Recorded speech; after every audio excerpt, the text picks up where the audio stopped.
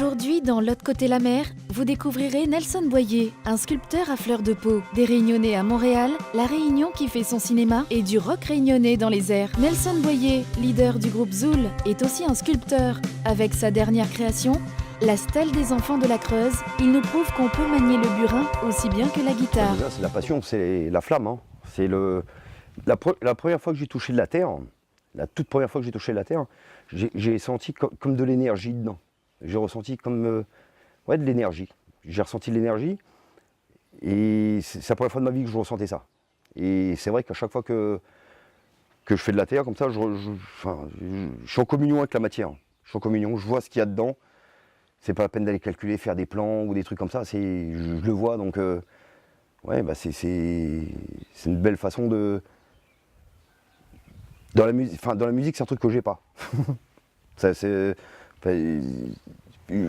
La musique, c'est différent, mais comme là, c'est vraiment tactile, quoi. Je ressens vraiment l'énergie de la matière. Que la musique, bon, c'est impalpable.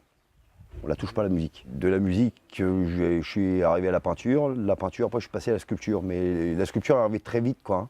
Très très vite. J'ai commencé on va dire, mi-2003. En 2004, j'ai exposé quelques pièces. Et j'ai été repéré assez vite, quoi, je veux dire, en tant que sculpteur. On m'a proposé une exposition au musée de Villèle. Mais c'est une exposition collective avec plusieurs artisans et artistes. Et là, ensuite, après, j'ai rencontré le conservateur du musée. Et du musée, en fait, après, il m'a programmé une expo personnelle pour le musée le 20 décembre 2005. C'est ma première grande expo, quoi. En 2006, je suis parti exposer à la Maison de Notre-Mère à Nantes. En 2007, je suis parti exposer au théâtre Sylvia Montfort. C'était à l'occasion de la présentation de Dominique Barouche, son film À l'école des Grammoun. En 2008, après, je suis parti exposer au Palais Expo à Genève.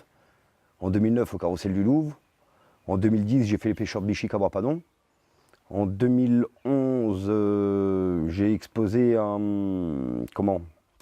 la mairie de Saint-Leu. En 2012, j'ai eu la commande de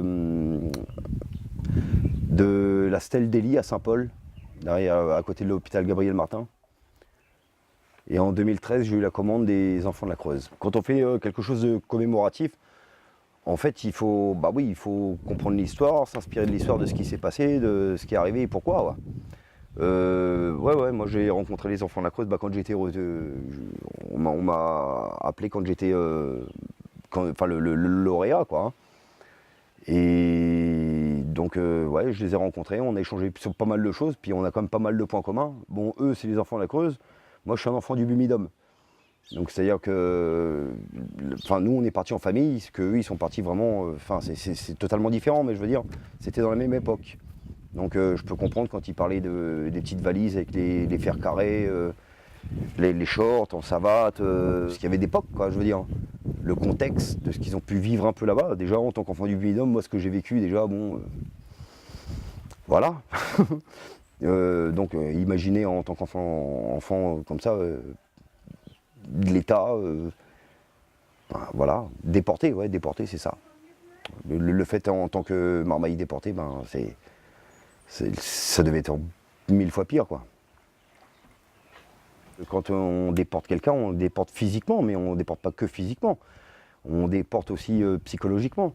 C'est-à-dire on enlève la culture, on enlève les racines, on enlève les ancêtres, on enlève plein de choses. On enlève toute une culture, toute une histoire. Même qu'il y a certaines personnes qui prétendent qu'à La Réunion, on n'a pas d'histoire ou on n'a pas de culture. Mais si, on a une histoire, on a une culture, même si ça dérange certains, mais bien sûr. Bien sûr, il y a des colons qui sont arrivés ici, ils ont déporté des Noirs d'Afrique, pour les exploiter ici, bien sûr, ils l'ont fait, oui. Aujourd'hui, il y a des conséquences, il y a des conséquences, il y a un héritage.